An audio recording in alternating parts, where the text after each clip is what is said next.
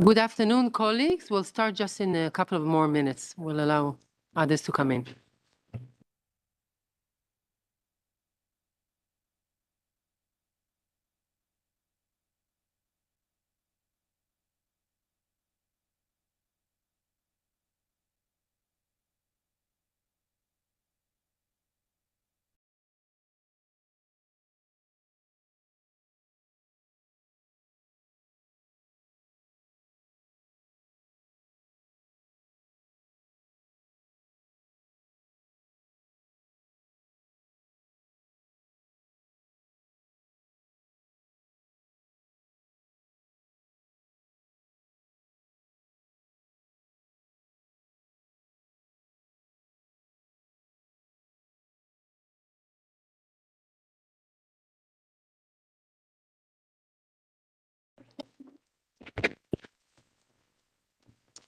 Excellencies, Ambassador of Israel, Mirav Elon-Shachar, ladies and gentlemen, thank you very much for joining us today, and thank you to all those watching online globally. My name is David Michaels. I serve as Director of United Nations and Intercommunal Affairs for B'nai B'rith International, the 180-year-old Jewish humanitarian and service organization headquartered in Washington. Exactly 2 months ago, Hamas, the Palestinian terrorist group that has controlled the Gaza Strip since 2000, atrocities against Jewish civilians since the Holocaust. Not only murdering some 1,200 innocent people and taking some 240 hostage, including infants, children, and the elderly, they tortured, raped, paraded, beheaded, mutilated, and in some cases burned alive entire families.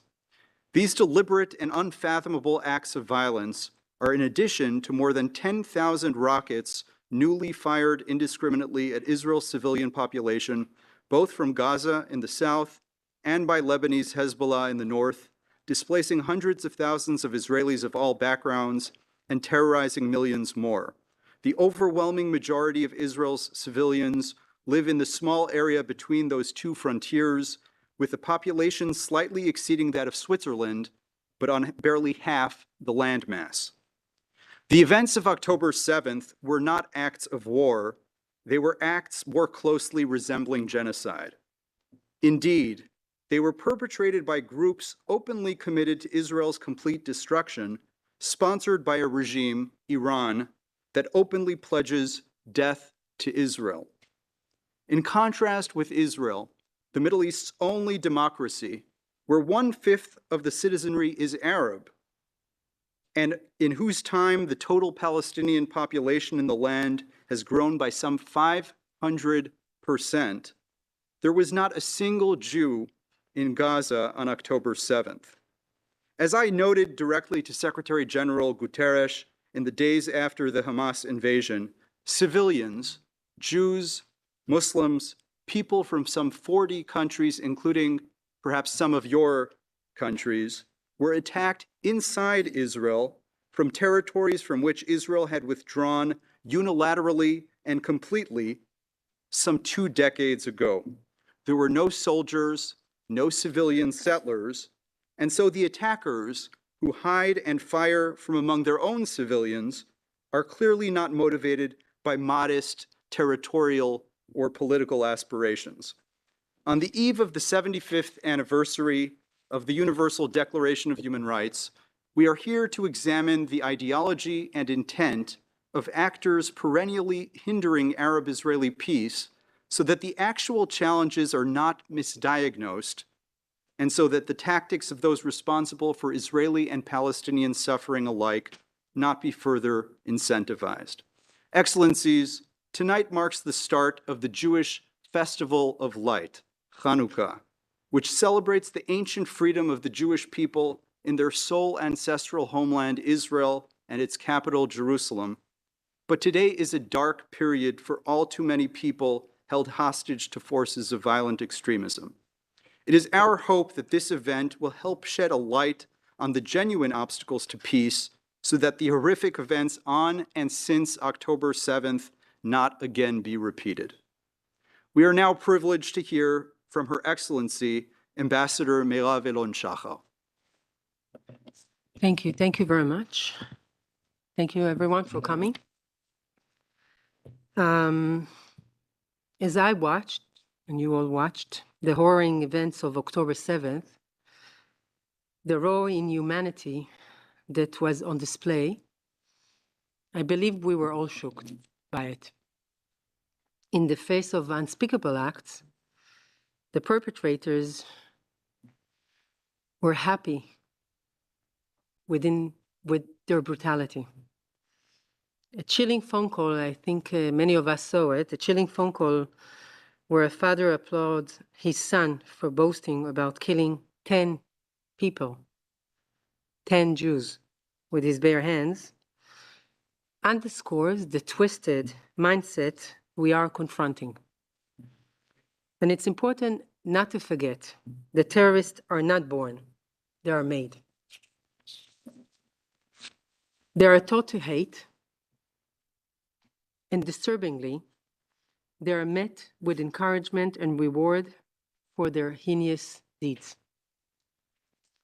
That is why today's event is so important, and I want to thank our speakers for coming all the way to participate. Our esteemed speakers, experts in their fields, will shed light on the transformation of individuals into perpetrators of October 7th massacre and those who seek Israel's destruction. Understanding how these individuals revel in acts of evil is key to dismantling the roots of such atrocities. For years, Israel's warnings of the international community fell on deaf ears. We've pointed out to indoctrination of hate in schools and media, exposing chilling footage of children brandishing weapons at Hamas summer camps. We've tirelessly highlighted the reprehensible pay-for-slay policy, where terrorists are financially rewarded for their crimes by the Palestinian Authority. They are the ones who are financially rewarding them for it. The October 7th attack should serve as a resounding wake-up call for all of us, for the entire world.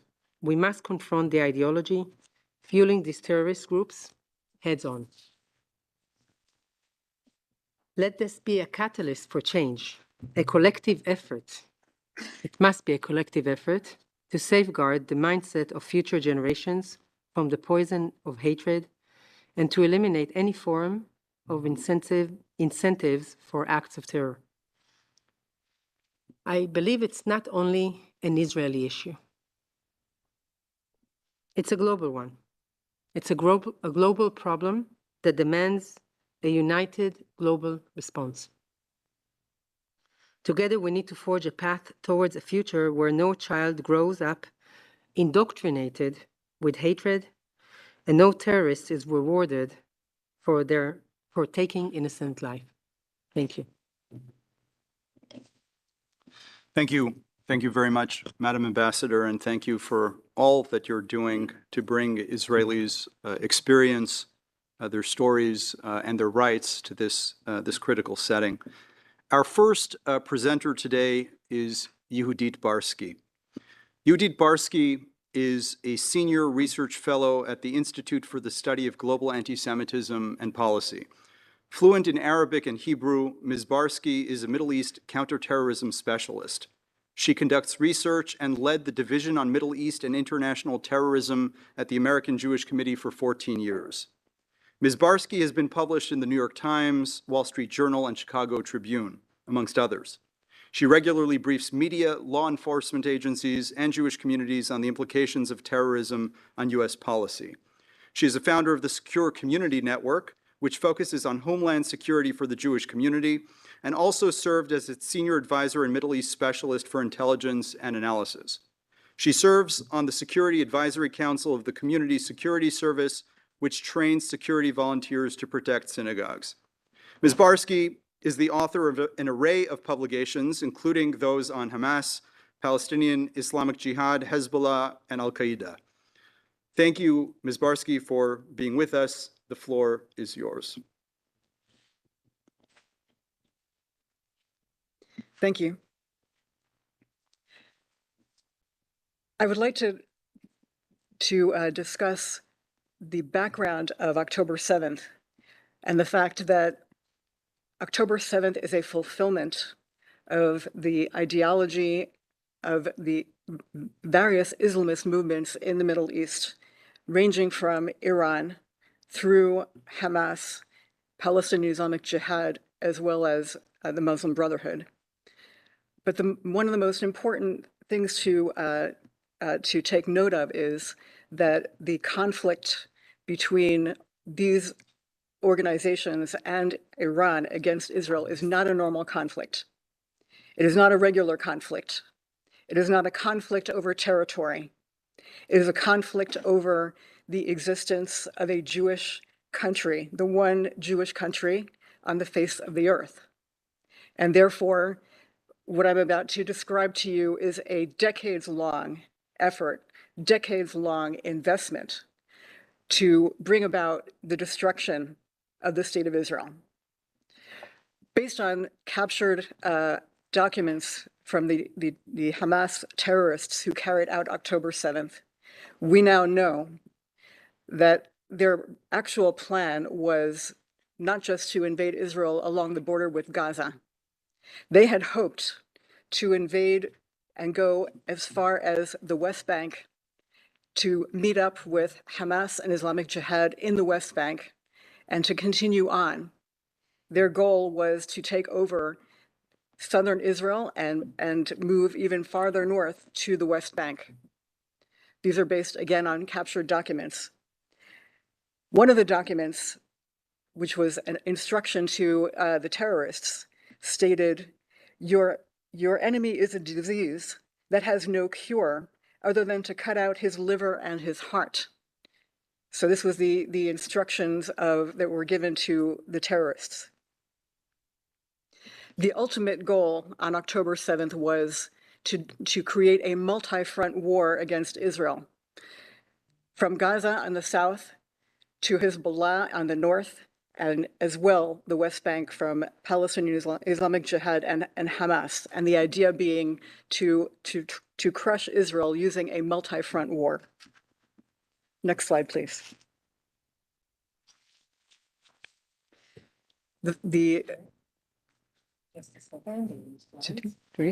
Yes, okay. Hamas is the Palestinian counterpart of the Muslim Brotherhood. The founder of the Muslim Brotherhood, Hassan al-Banna, called upon his followers to obliterate Israel, and he declared that it would continue to exist until Muslims would destroy it themselves, meaning that he called upon his followers to do it themselves. During his time, Egyptian Jews were attacked as a result of incitement that he carried out. And he sent volunteers, Muslim Brotherhood volunteers, to fight in the 1948 war against the nascent state of Israel. The late Muslim Brotherhood leader, Yusuf al-Qaradawi, who died in 2022, has linked up an element of Nazi ideology. And the Muslim Brotherhood, during its early years, had contacts with the Nazis and were given funding by the Nazis and distributed Nazi publications in Arabic, including Mein Kampf and the Protocols of the Elders of Zion.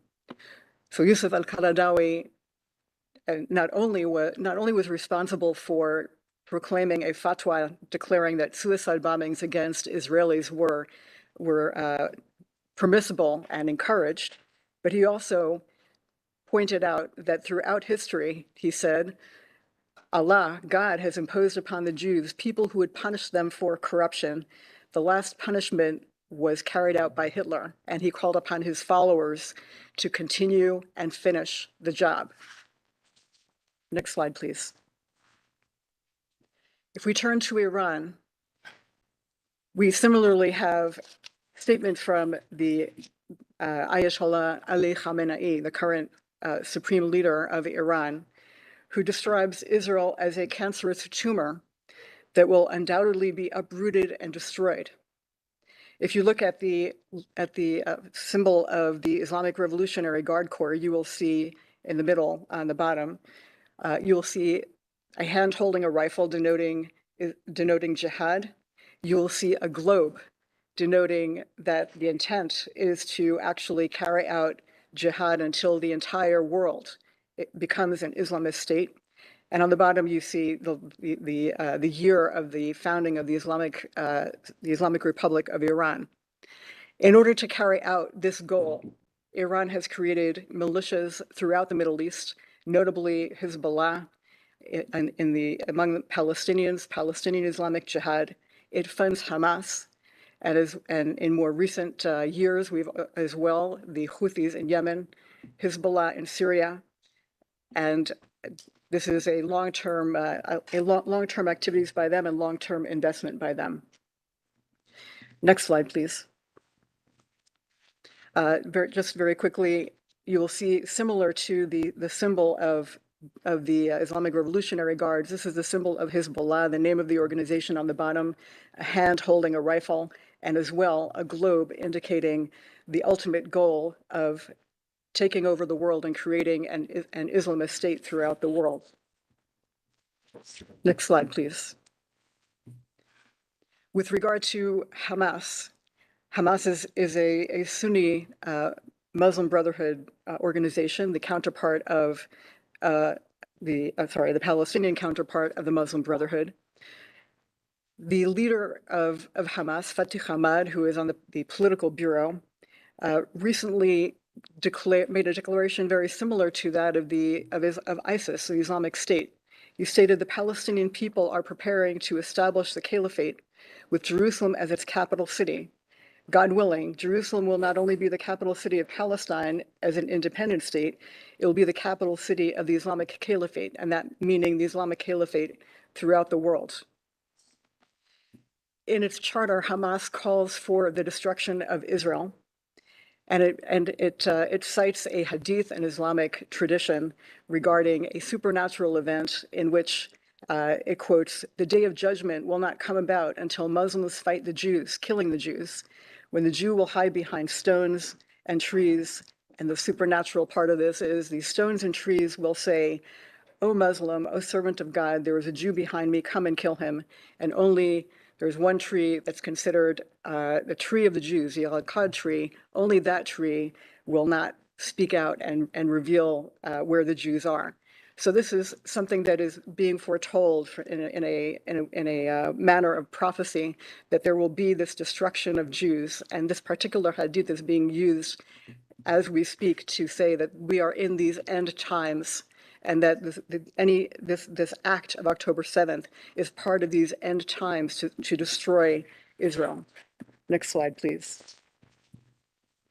If we look at the symbol of the Palestinian Islamic Jihad, you will see, as you as well will see in the symbol of Hamas, the entire map of what is now Israel, which they are pointing as Palestine here, and you can see rifles in the background of the Al-Aqsa Mosque, and the verse from the Quran that they are abusing for their political ideology. Those who do jihad for us, we shall guide them to their paths, and Allah is with those who do good. In other words, the acts of Islamic jihad are considered to be good deeds. Next slide, please. If we look at the indoctrination of Palestinian children over the last several decades, we can see that the acts of October 7th were actually rehearsed by Palestinian children who are being indoctrinated with these ideologies of Hamas and Palestinian Islamic Jihad.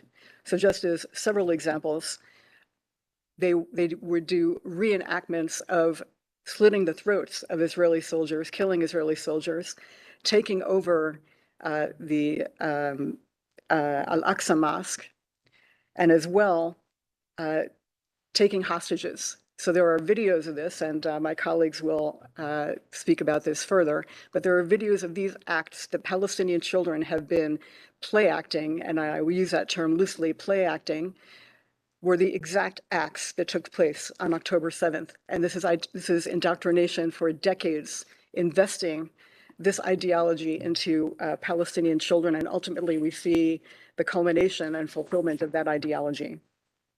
Next slide, please.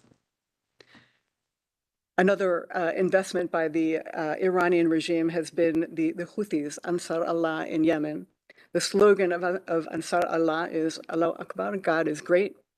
Al-Maut il America, death to America. Al-Maut Israel, death to Israel. Al-Una and Al-Yahud, cursed be the Jews. And lastly, Al-Nasr al-Islam, victory to Islam. And the Houthis have now become a threat to shipping in the Gulf. This is not just a problem for Israel, this is a problem for the entire world. And again, an investment by the Iranian regime.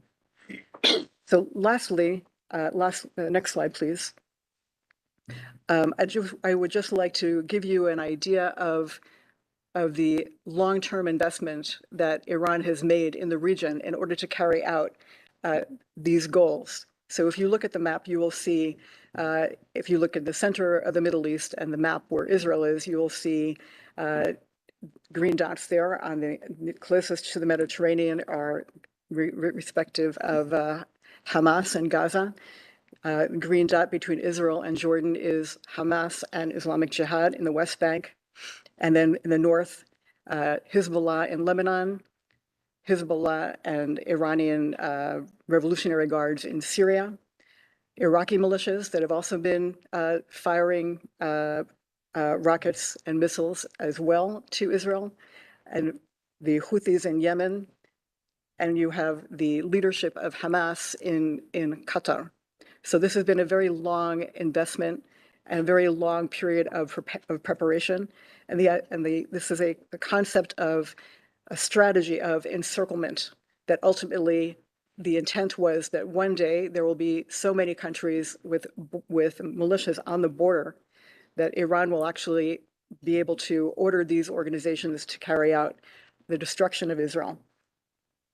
So lastly, with regard to this plan, this did not occur on October 7th, but it was the intent. And after reviewing all of the statements that have been made and all the statements that we've discovered and the materials that were captured, it is very clear that we no longer can ignore what they have been saying.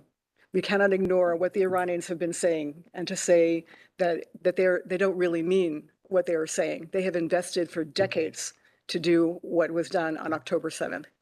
We can no longer pretend that these statements don't mean anything. It was a fulfillment of all of the statements that the Iranians have made, all of the statements that Hamas has made, all of the statements that Palestinian Islamic Jihad has made. And we've only seen the tip of the iceberg with regard to what they are planning and what they are intending to do. This was the beginning of it from their point of view, and they believe that destroying Israel is the path toward the final caliphate and the final and the end of days. So with that, I thank you for your attention. Thank you. Thank you very much, Ms. Barsky, for that very informative overview. Our next speaker is Itamar Marcus. Itamar Marcus, founder and director of Palestinian Media Watch, is one of the world's foremost experts on the Palestinian Authority. Believing that the key to the future is peace education, Palestinian Media Watch, founded in 1996, is a nonprofit institute known internationally for its in-depth research of Palestinian society from a broad range of perspectives. Its findings are sought after by governments, legislators, media outlets, and decision makers, and have played a central role in correcting narratives about the Palestinian-Israeli conflict. PMW's team of Arabic language researchers monitor, translate, and analyze PA-controlled newspapers, television shows, radio programs, social media sites, and school books to understand the messages that Palestinian Authority and other Palestinian leaders transmit to their own people. Mr. Marcus, the floor is yours.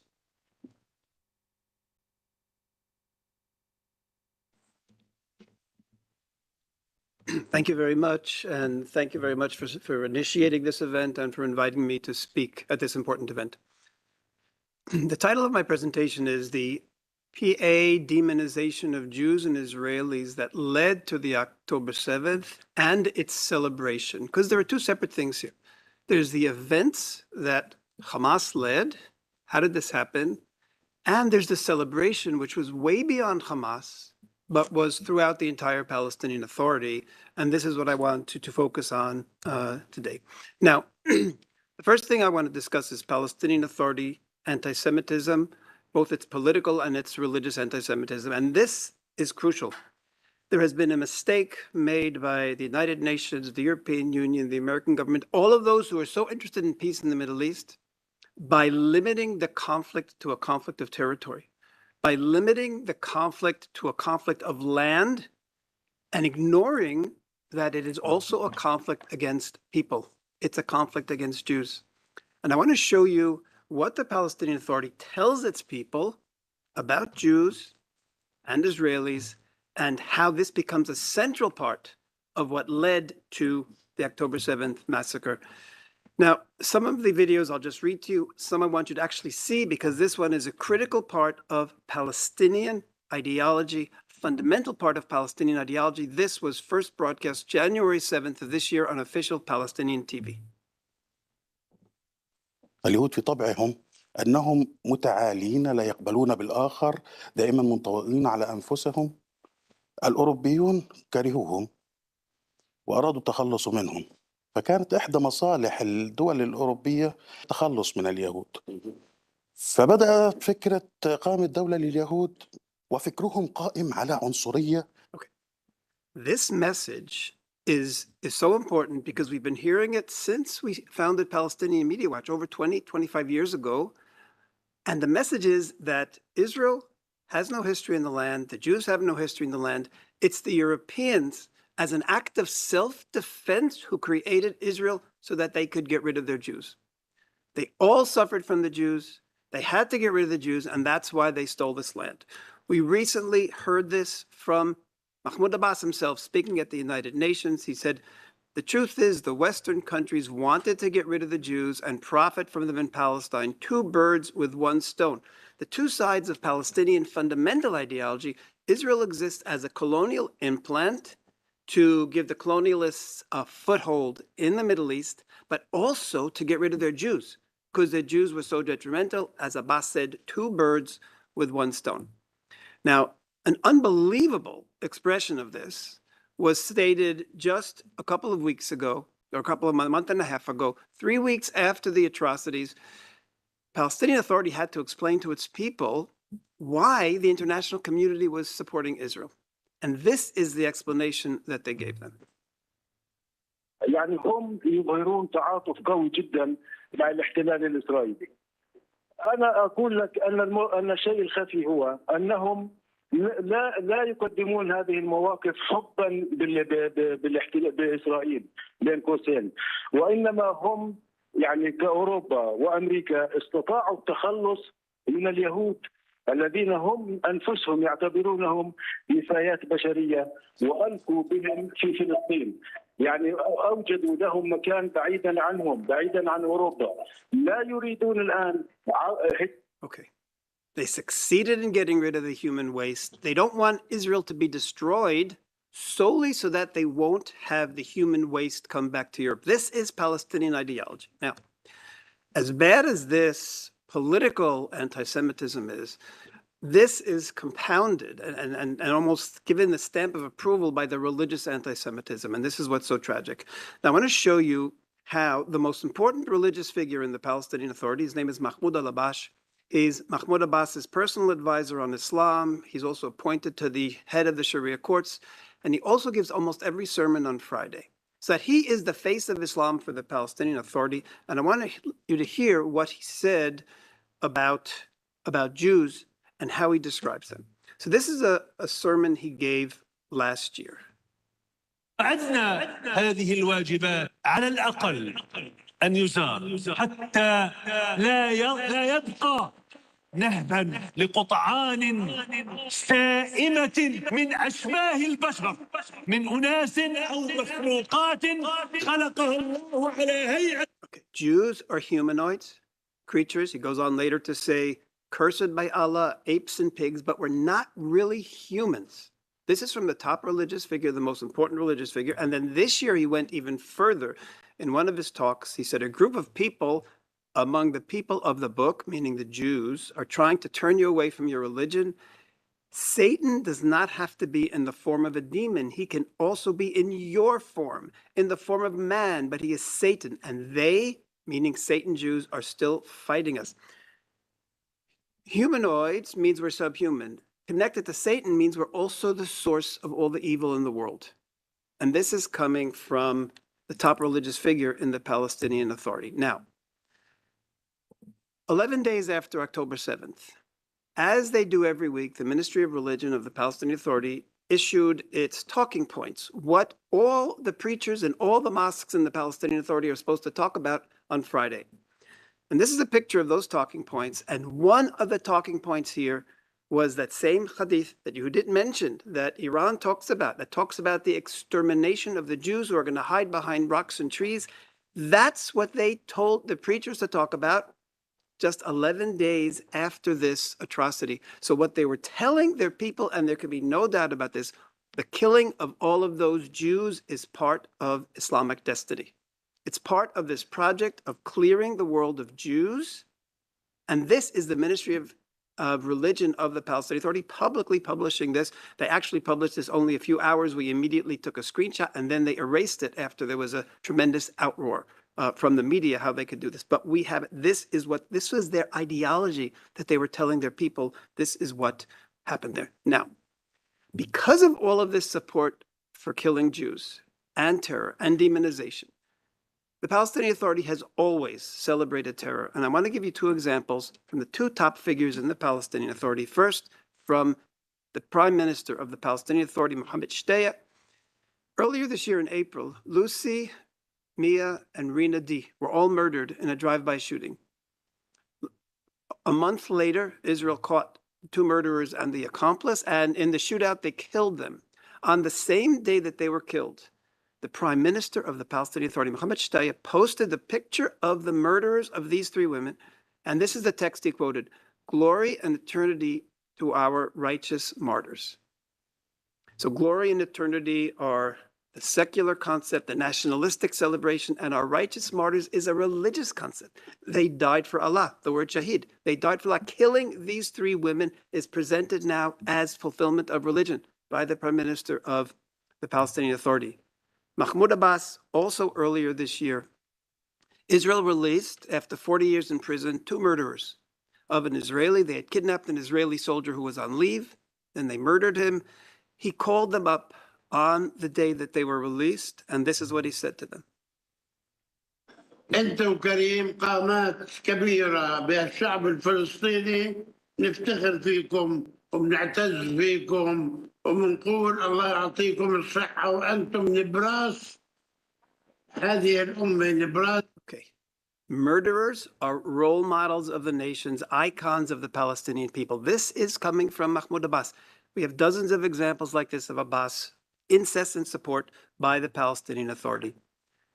Summer camp this year, to go from the adult level just to one example at the children's level. This is not a Hamas summer camp. This is a Fatah summer camp. And you're going to see the children learning to do all those things that Hamas did in its horrific October 7th atrocity. Fatah Commission of Information, their education division, put this on their Facebook page. They were proud of what was happening in the Fatah summer camps.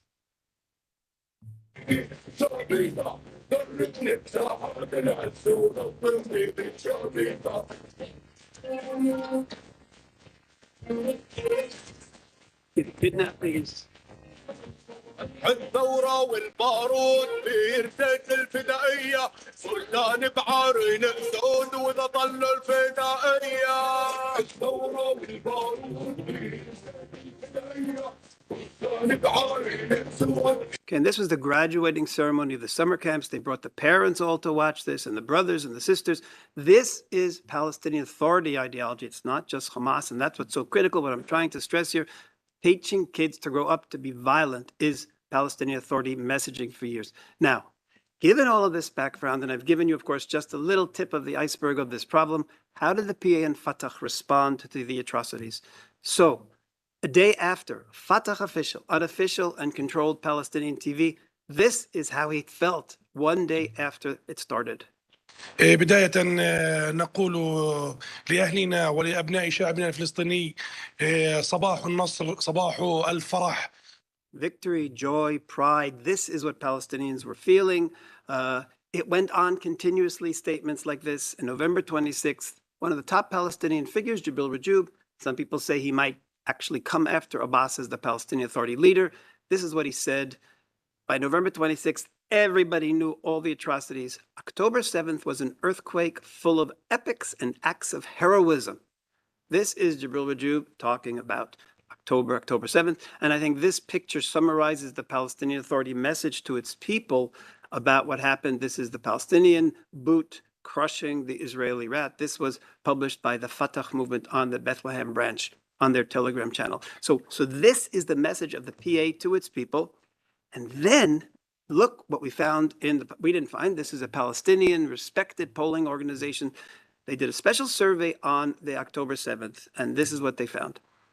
So how much do you support the military operation of October 7th? That was the question. And then 75% said they support. The full 59%, 60% said they extremely support. Another 15% said they somewhat support. Altogether, 75% of Palestinians supported, and it was very clear, October 7th. A second question that they asked, considering the ongoing events, meaning October 7th plus the war, do you feel a sense of pride as Palestinians? And this was incredible. 98% said they feel pride as Palestinians. 94% said extremely proud, great extent. And then a couple of them said they do not proud. So the entire events, the massacres of the Jews, brought pride to the Palestinian population. In addition to supporting it, the gap, by the way, of 98% being proud and 75% supporting, I think, is the issue of the suffering in Gaza. This was already done in November. A lot of damage had been done to Gaza. It could be some people felt proud, but they didn't support the action because of all the damage it caused. In any case, these figures are shocking, and it has to be a wake-up call in terms of what the Palestinian Authority, the Palestinian population believes. And this poll is also so significant. What about the role of the different groups? Hamas, very positive and somewhat positive. Altogether, 76% role of Hamas was positive. How about the PA? 10% felt the PA played a positive role right now. The PA no longer represents the Palestinian people. Terror and killing and massacres is what the Palestinians say represent them. And this is what's so shocking. But again, it's not shocking if you look at their messages to their people all of the years. And that's what we've been saying all the years and warning about all these years. If you bring up people this way with these messages, October 7th not only happens, but it also ends up getting the support of the Palestinian population. Final thing I'll just touch on, the PA not only does the Palestinian Authority support and glorify, they also reward terror. And here I'll give you just one example. We heard many families were completely wiped out by the Palestinian Authority, multiple members killed.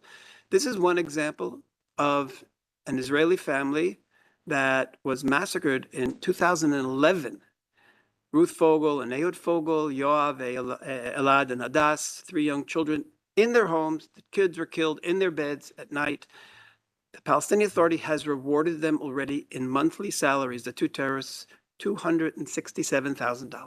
So this is very real.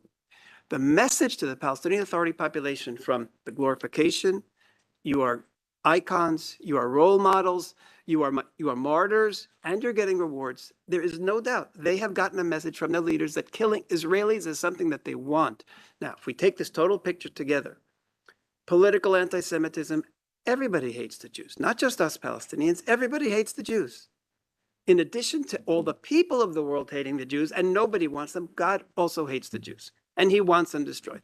You put the dates together and you have, I'll call it the perfect storm of hate, whereby October 7th can happen and October 7th can be celebrated. Thank you. Thank you, Mr. Marcus, for that certainly eye-opening presentation. Last but not least on our panel, we will hear from Marcus Sheff. Marcus Sheff is Chief Executive Officer of Impact SE, the Institute for Monitoring Peace and Cultural Tolerance in School Education. Impact SE analyzes education around the world, employing international standards of peace, tolerance, and nonviolence as derived from UNESCO declarations and resolutions, and aims to prevent the radicalization of children and youth as the most vulnerable members of society. Sheff was a political reporter at The Nation, an editor at the Jerusalem Post, and a foreign correspondent before heading The Word Shop, a strategic communications firm. He worked for Dow Jones International and Avenstar Incorporated and was CEO at Intermedia before becoming executive director at the Israel Project.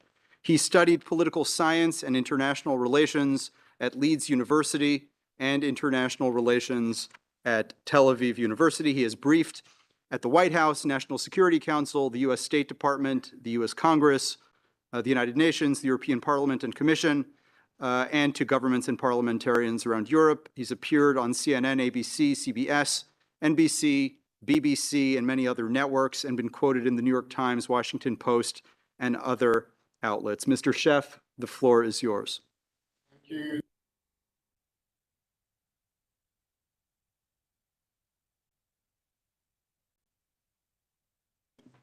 So much. Am I now, can you hear me? Good. Okay. I'm not going to start again. You'll just have to bear with me.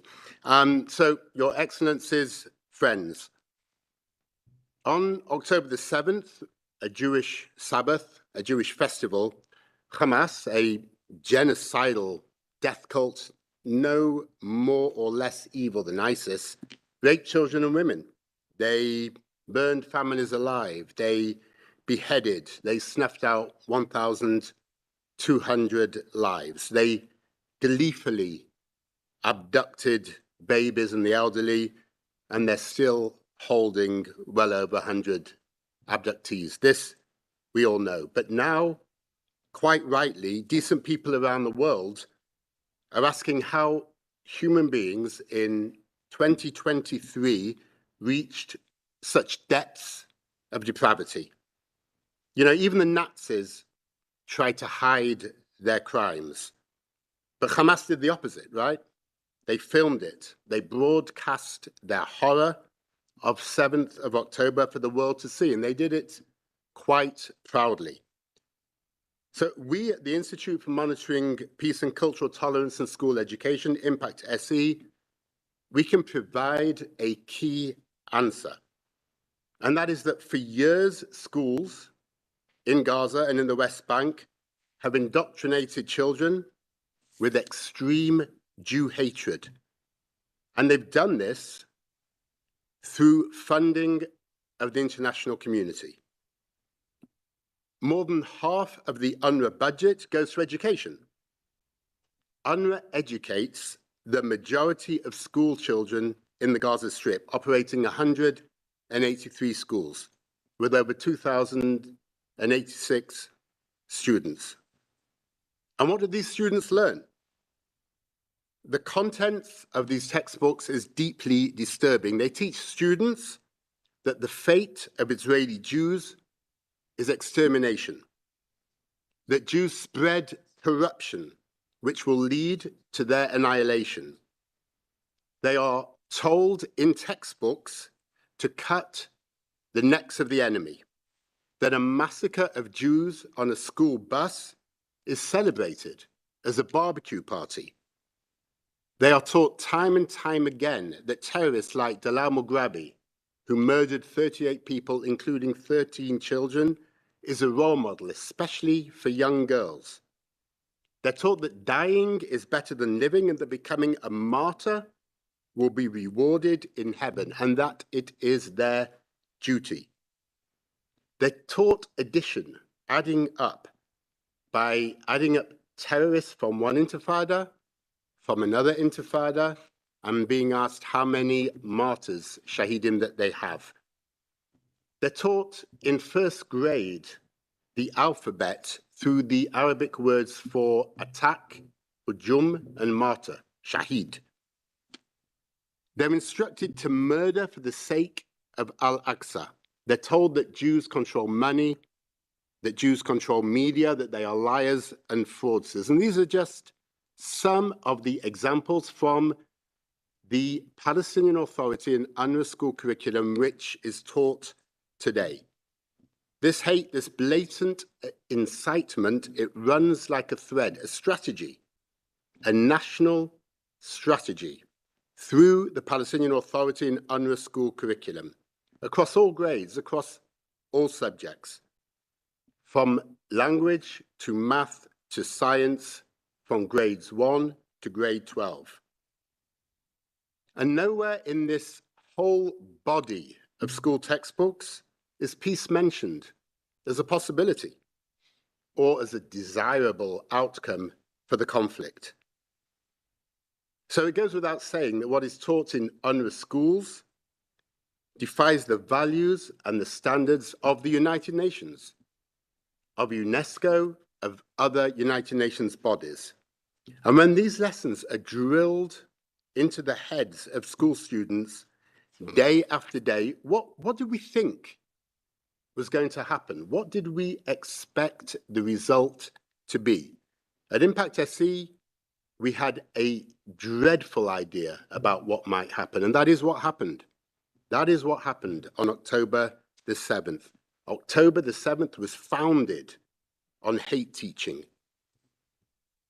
A report we published recently is stark. It reveals that at least 100 Hamas members carried out terror attacks against Israelis over a number of years who went to these UNRWA schools. They are listed on the Hamas website proudly as UNRWA school students. This was all publicly available information, and it is valued by Hamas, the fact that they went to these UNRWA schools.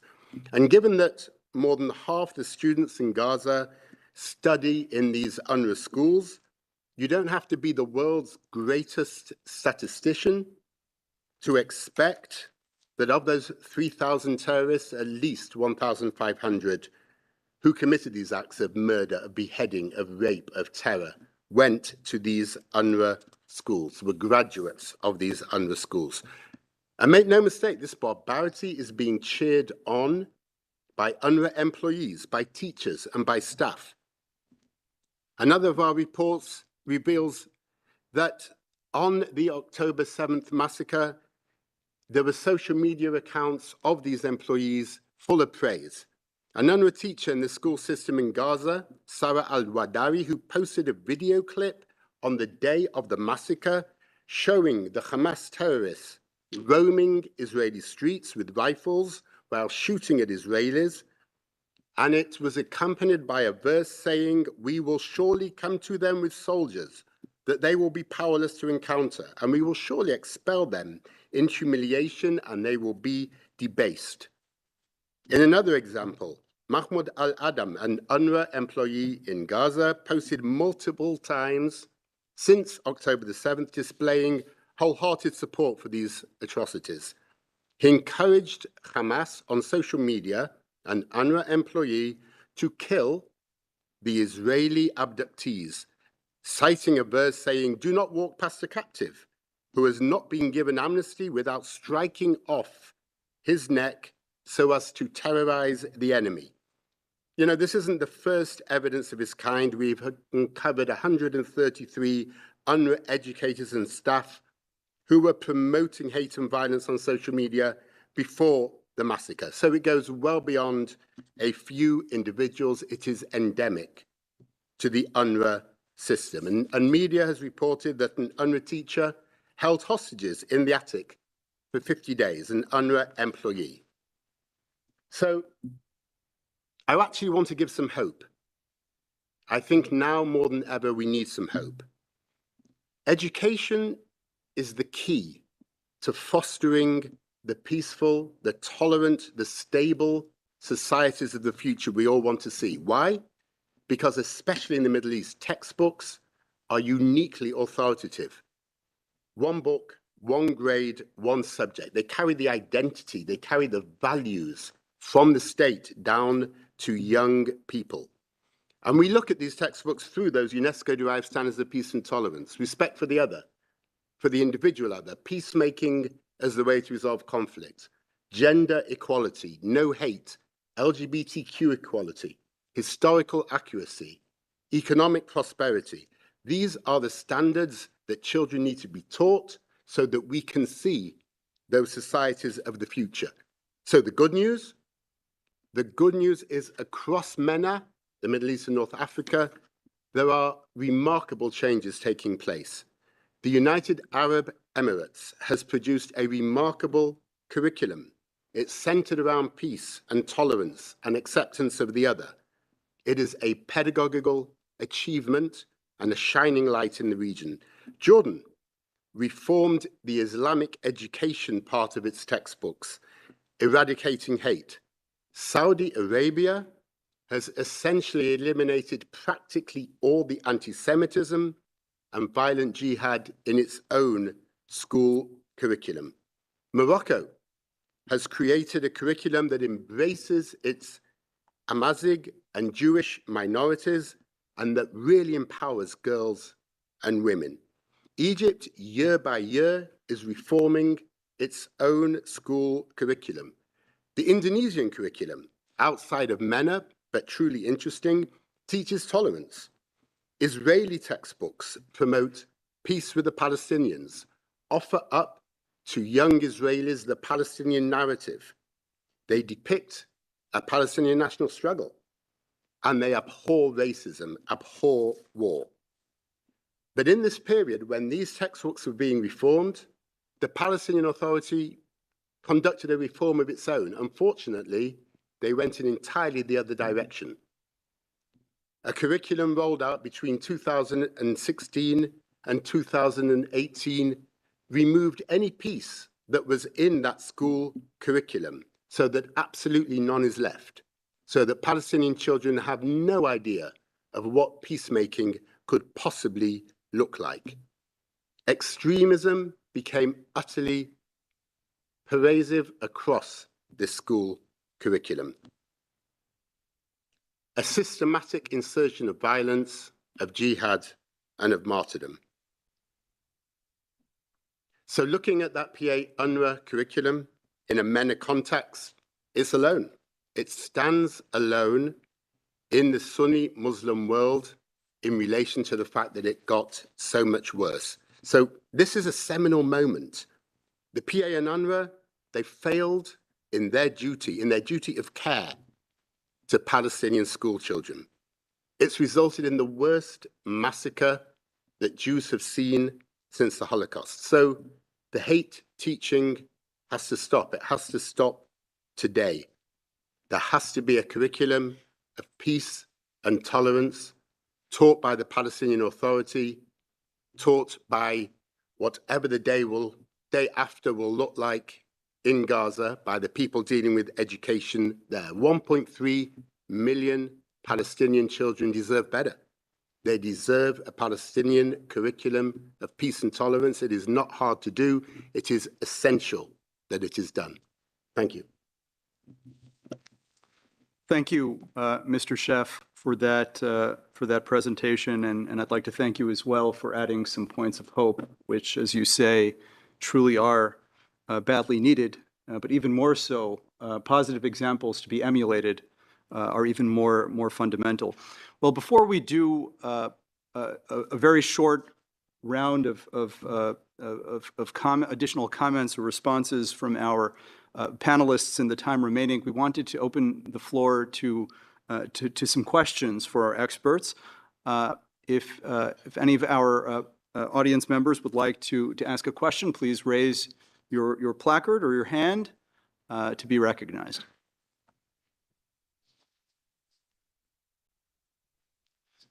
Yes, we'd like to call on the distinguished representative of Slovakia. Thank you very much. Thank you for the sobering insights of the experts. Coming close to a special session of the WHO this Sunday, Several of the media outlets, be it social media or media, are reporting about the hostages, the Israeli hostages, being treated by not real doctors, but by veterinarians. Is it somehow a subliminal message in this course of dehumanization, or is it just that there is no doctor, so the best what we can have is a veterinarian, or is it really something, some message which has to be read as such? Thank you.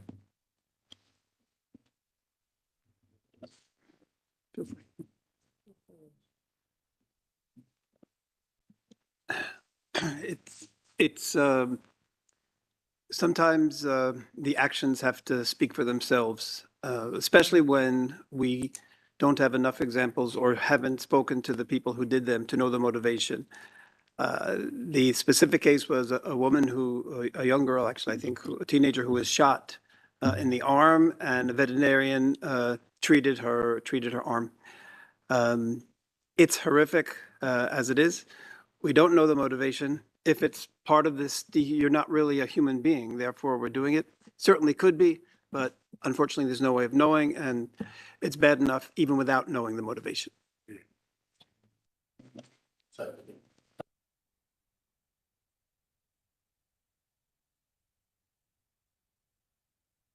To switch on my microphone. Right. I would make one point just simply, which is, you know, the specificity of this has been discussed, but I think we need to see, you know, probably the more obvious question, which is why in the name of God was this person, this young woman, taken in the first place? Why in the name of God was she not returned so that she could have proper medical treatment? You know, that to me is a you know, far bigger question and bigger issue than that treatment which she might or might not have received by a veterinarian, I have to say. Okay, thank you, and thank you, Mr. Ambassador, for the question. We have the Ambassador of Belgium, please. Thank you very much. Try to speak, avoiding turning my back to you, so not easy. Now, thank you so much for the presentation. I found especially the opinion poll that you showed, Mr. Marcus, really frightening indeed, and tragic, because 30 years ago, basically what was a terrorist group, PLO, you know, decided to go for peace.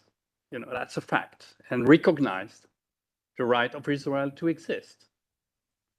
And now it's totally totally no credibility, and we see the extremes winning. And PLO at the basis was a secular group, and now we see, you know, really a total change, and it's tragic, really. And I'm tempted to ask, you know, what went wrong, but this is not the subject for today, so I don't really ask the question, but it's in the back of my mind. But the situation today, how do you see it? Because there's so much hatred, and no much more than before 7 October.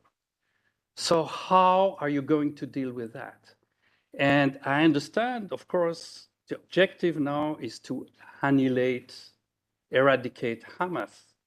But how can you annihilate an ideology while at the same time you create, by trying to doing that, you create more hatred? So that's a difficult question, I believe. Thank you. Okay, thank you. If I may. Just take the prerogative of you know, to wear the hat of a Jewish communal professional. One point perhaps of relevance to your question, Mr. Ambassador, your comment.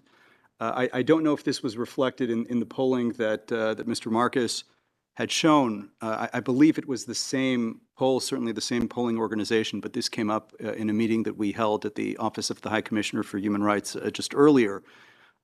I found very notable that in this very extensive survey of Palestinian public opinion, really asking participants for their views on foreign powers, international institutions, including the United Nations, Arab countries, and especially the different factions within Palestinian society, I took note of the fact that, notwithstanding the fact that it's true and well known that the Palestinian Authority, led by Mahmoud Abbas, and his political party being the central component, Fatah, were ranked quite low relative to Hamas and Islamic Jihad. That said, there is one very critical exception, which is far above Fatah and the Palestinian Authority, and above Hamas itself are the two most well-known terrorist wings, the so-called armed wings of both Hamas and of Fatah, namely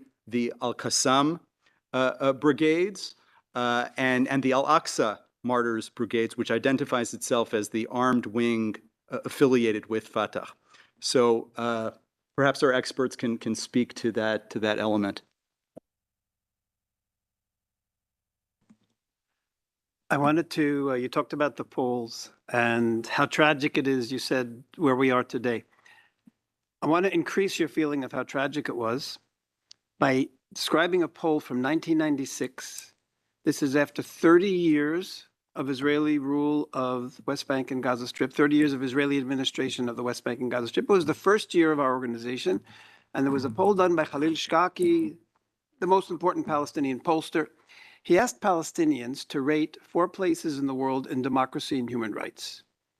50% of Palestinians gave the Palestinian Authority a positive rating in democracy and human rights.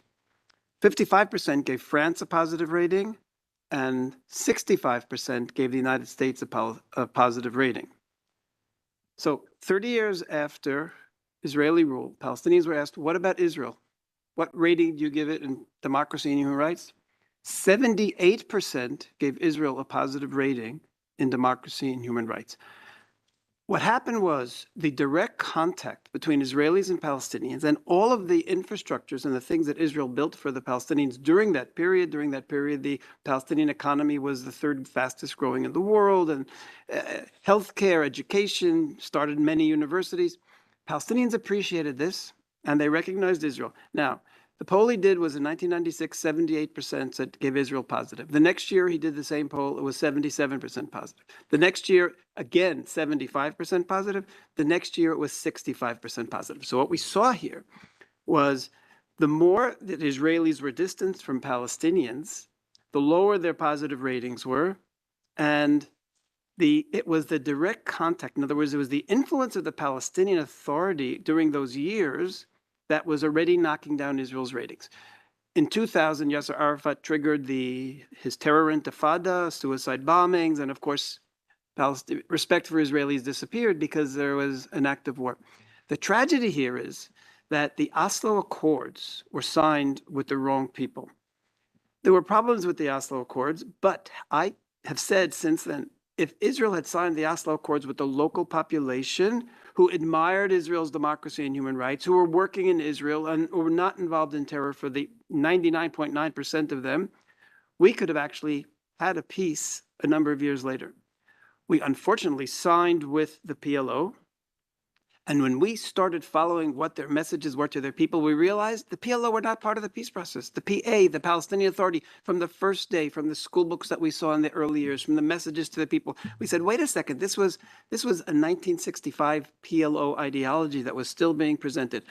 And you ask, how did we get here? We got here because we signed with the wrong people. We gave the Palestinian population, who at that point wanted peace with Israel, we gave them over to the PA, and from then till today, they have been poisoning this generation.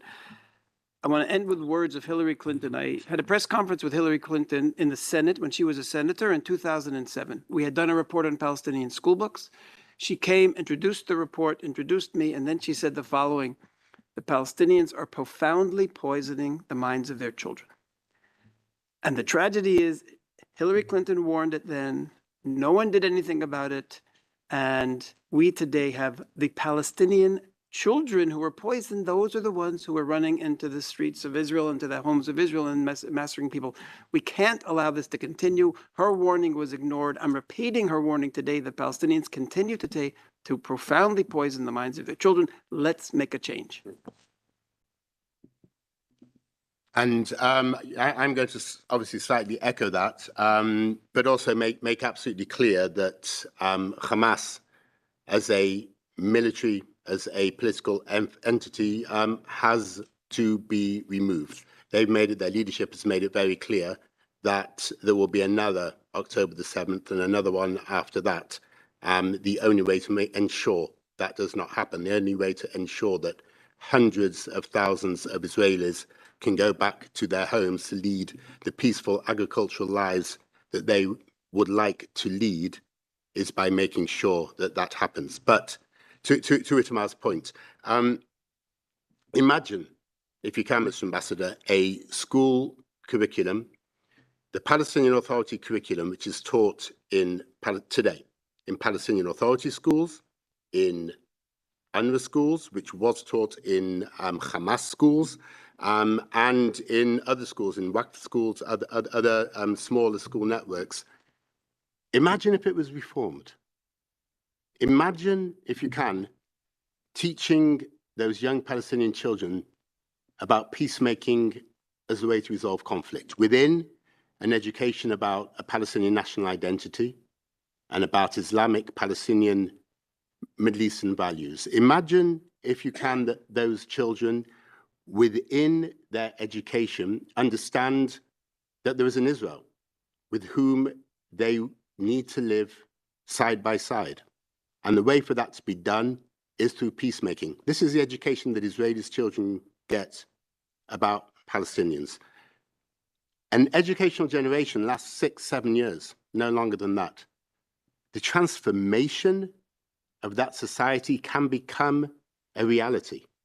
It's happening all over MENA right now.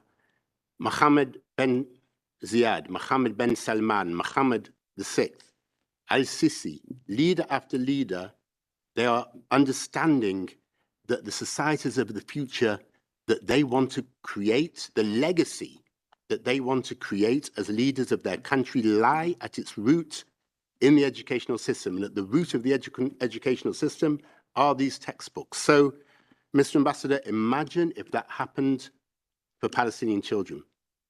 Do you not think that 6, 7, 8, 9 years down the line, we will have an entirely different society? I do.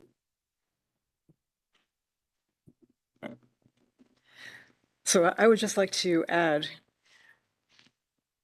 what we saw on October 7th, as I said, is a culmination of the ideology.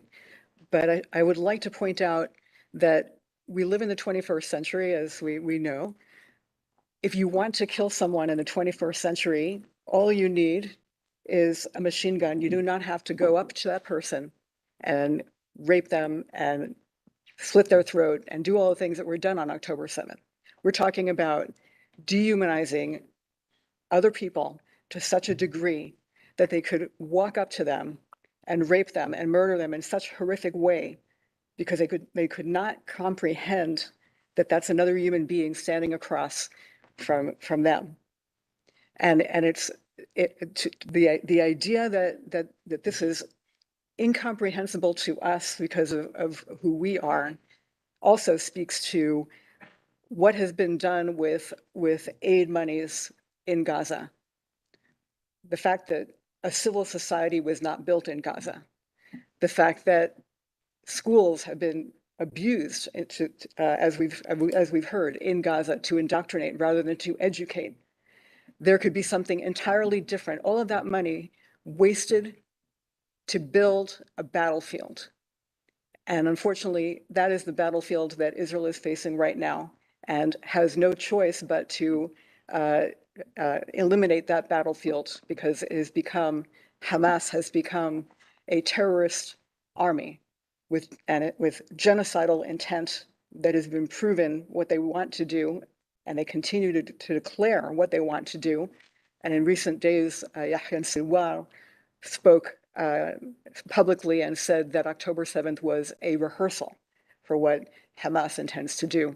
So I look upon I feel very distressed and disturbed that the Palestinian people and the Palestinian children who could have had a civil society and built something entirely different have been abused by Hamas and abused by the Palestinian Authority to build something entirely different that should not have become that way. It should have been something entirely different that would have been a contribution toward not just peace in the region, but toward a better future for all of the people in the region.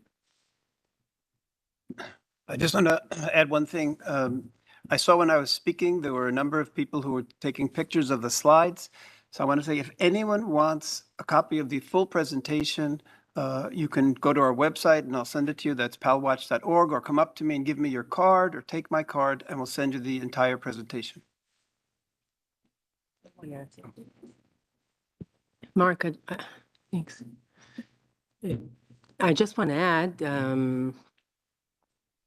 following what Itamar Marcus said, actually, and I understood it in one way. I just want to make sure, when you gave about the poll in '96 and so on, we don't advocate that Israel will control the Palestinians. Huh? That's not the meaning.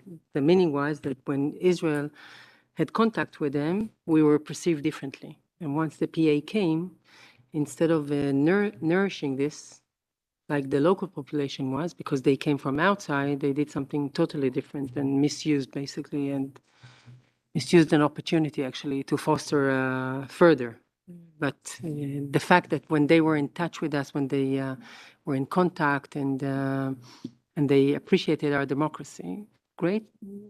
Then we had a more positive poll, let's put it, a much more positive poll. The minute they came in, and from their own reason, it went down the hill. So it's not to advocate that we are the ones that should be actually controlling it. It's just the fact that, one, it could be choosing partners and having the Palestinians actually advocate for peace, like the UAE is doing now, like Morocco is doing now, like others are doing. And obviously the PA is going in the opposite direction. I just wanted to clear this. Thank you, Mr. Ambassador, for the comment and for the responses. Yes, in the back of the room. If you could turn your microphone on, please.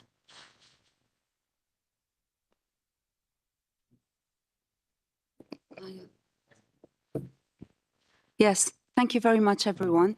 It was very interesting. I appreciated it very much. And I found the different opinions also concerning the questions very interesting. Because something that has often astonished me is that European countries often try to get commissions to fight against anti-Semitism. Now, I am wondering why, after all these years that all these talks have been put out and all this evidence that you are giving, how come that the roots, which are already in the UNRWA schools and amongst Hamas leaders and the Palestinian Authority, I mean, we've seen that, how come that the European delegations, whom you have most probably often spoken to, still continue that funding of anti-Semitism, whilst over here, exactly the country is done? Thank you. And if I understood the question, so in fact, the European Union, both at the Commission level and at the parliamentary level, has been extraordinarily concerned about hate teaching in Palestinian Authority textbooks, in the UNRWA textbooks, same textbooks, so that we understand that, for several years. Over the last, well, since 2018, there have been 5 separate amendments to discharges, as they call them, which is essentially legislation which passed through the European Parliament condemning hate teaching in Palestinian Authority and in UNRWA textbooks, and stating very clearly that there needs to be an end to European Union taxpayer money being used to incite Palestinian children.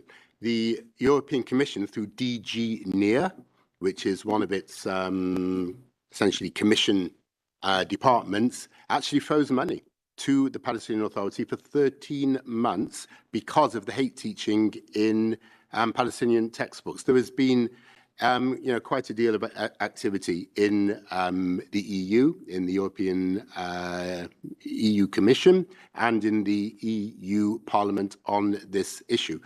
Clearly now, there was a world before October the 7th and a world after, right? And we are now in the world after where, the amount of care and concern that has been expressed is no longer enough. And, there has to be a stop to that hate education. But really, I could go through European country after European country which has done more than express concern, which is, at the moment, currently, frozen those funds to various aspects of the PA and UNRWA until that hate teaching is stopped. Important, but it actually does have to be stopped. And an alternative curriculum has to be put in place. Again, it's not complicated. These are magazines and these textbooks. This is not A.J.P. Taylor's History of Modern Europe. They are reprinted twice a year or once a year per semester. They're PDFs. They're very easy to swap and change. Everybody knows where the appalling information is. It is not a particularly difficult job. It's not, you don't need a great team of pedagogues to do it. It can be done extraordinarily easy. There needs to be a will, and there needs to be an absolute commitment by international bodies that hate teaching has to stop. This is the practicality to make it happen. Okay, as the clock runs down, I believe we had, maybe we'll take 2 questions at the same time from the distinguished representative of Austria, and then from this side of the room. Thank you very much also to all the panelists for the very interesting presentations. I couldn't agree more with Mr. Sheff on the fact that education for tolerance and peace is key to transforming a society. And I would also like to echo the words of the permanent representative that the events which we are seeing these times could also be a catalyst for change. Now, my question is, how do you put these things into practice? I mean, how do you see which actors would be able to sort of implement that agenda of change and transformation through new curricula in the Gaza Strip or the West Bank? How do you see that linked to post-conflict situations, and which actors could facilitate that transformation? Perhaps let's just... Yes, can you hear me? Yep, wonderful. Thank you for this very insightful presentation. It was very interesting. So my name is Thomas Wormeister. I'm a bachelor student at the Geneva School of Diplomacy, and I'm from Sweden and the Netherlands. And my question would relate to the public opinion in Europe. As you can see, since the escalation of the violence in Gaza, public opinion in Europe has shifted more positively towards Palestine, in contrary with what happened before at the atrocities committed during the 7th of October. And I know that Israel has done extensive publicity campaign in Europe to shed light on the atrocities that were committed on the 7th of October. I can take the examples of the ad campaigns on YouTube. And I would like to know if Israel has any plans to correct those misconceptions that are found in European public opinion, if there's any strategy. Thank you.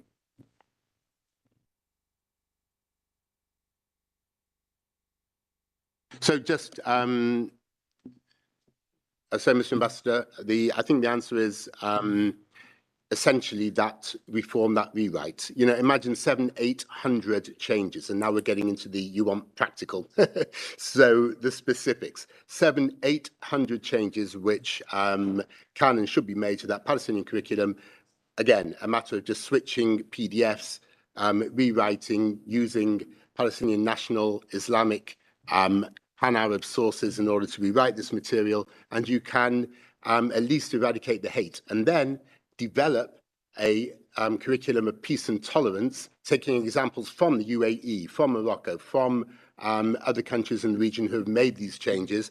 This can be done really quite easily and quite efficiently, but it starts at the Palestinian Authority because the curriculum is written in Ramallah, from where it disseminates to Palestinian Authority schools, again, UNRWA schools, and Hamas schools. I am not a prophet. I do not know what the day after will look like. I do know, though, that those children in UNRWA should deserve a better education in a really practical way. This is the way to do it. If push comes to shove, whoever is educating in Gaza, if the PA will not make those changes, can make it themselves. Because UNRWA, anyhow, reprint the textbooks. They don't take them from Ramallah. They take the, I mean, again, we're getting into detail, but they take the PDFs, they reprint them within Gaza. Not rocket science, easy to do.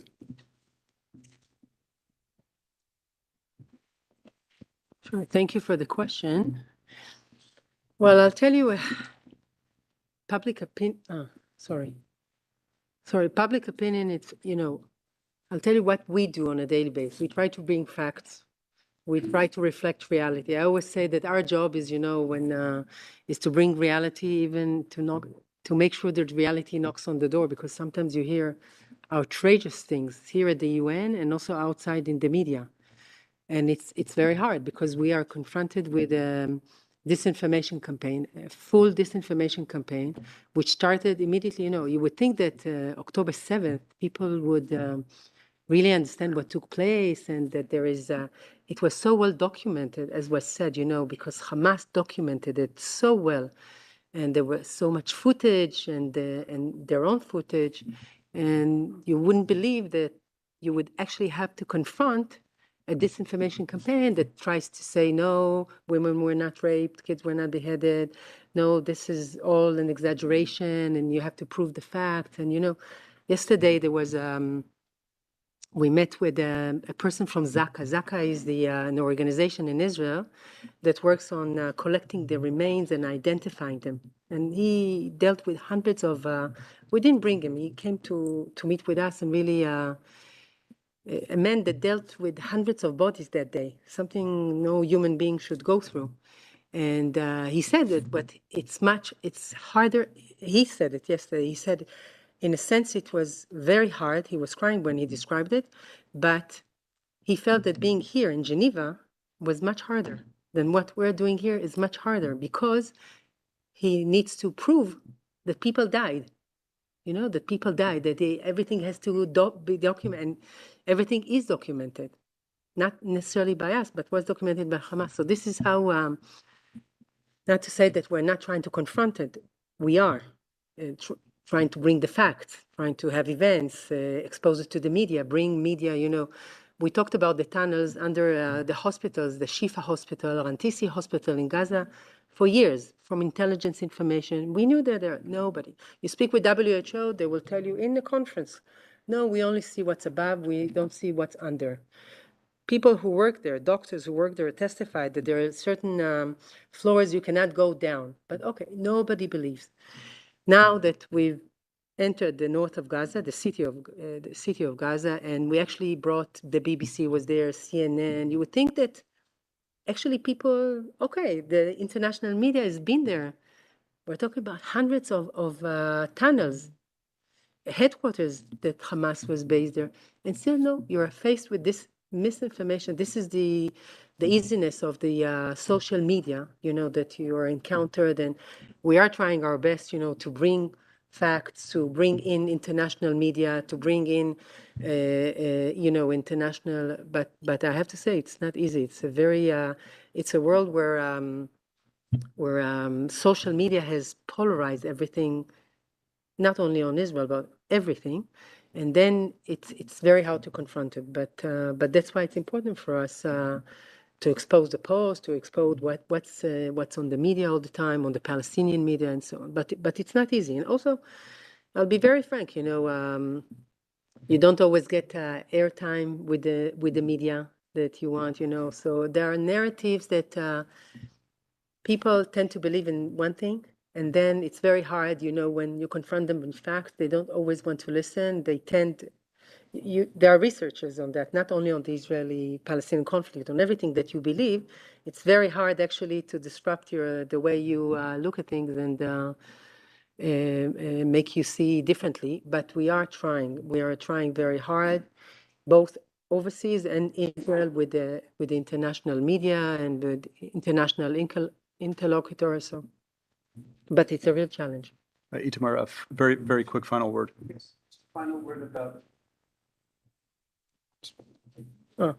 So about the question of who could take over the Palestinian Authority today. So based on all the evidence, the Palestinian Authority is the source of this problem.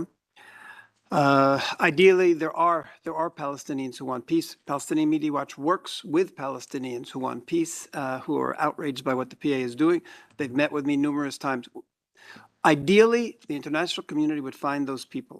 That's a complication. However, even given the Palestinian Authority, there's an opportunity now to put incredible pressure on the PA for the simple reason. Over the last number of years, the international community has been cutting funding, primarily because the PA pays salaries to terrorists, but also because of everything else you've heard today. They've lost so much international funding that over the last 3 years, the Palestinian Authority is only paying 70 to 80% of the salaries of their civil servants. And this last month, they only paid 50%, which means the Palestinian people are hurting. The Palestinian Authority is very vulnerable. Now's the time to use leverage on the Palestinian Authority, especially financial leverage. They can't go another day, literally, without European aid, without American aid. Now's the opportunity, put that leverage on, change everything, change the summer camps, change the school books, change your religious structure. Now's the opportunity because they are so desperate for foreign aid. Thank you. Thank you, Mr. Marcus, and thank you all for a sobering, but I think essential conversation. Excellencies, over the past 75 years, Israel has eagerly sought and achieved peace and partnership with every willing Arab and Muslim interlocutor, even sometimes at risk and sacrifice. Sadly, as we've heard, in 2023, determined actors in the region continue to advocate and educate for a reality in which Israelis and Jews do not enjoy legitimate presence, safety, and equality in the Middle East. As those profoundly committed to Israeli-Palestinian coexistence, we will continue to strive for a region in which voices of tolerance and mutual respect carry the day. We now turn back to the Ambassador of Israel to close our program. thank you very much, David. I want to thank Bnei B'rith for coming here and for initiating this, actually. Really, thank you very much. I think it was very important. I certainly learned a lot, I have to say, and I've been following both organizations, I have to say, throughout my diplomatic career. I told them today, I met them for the first time, that it's really a pleasure to meet, to put a face behind the organization. And the important work that all three of you are doing in actually monitoring and exposing and talking about it and pointing civil society, pointing government, including us, including international community, to what can be done differently, actually, to bring a change, So this is, it wasn't to depress all of us. It was really to show and expose what is the reality, but also to think of what can be done differently in order to have a future. We are all there. It's not going to change, where no one's going anywhere.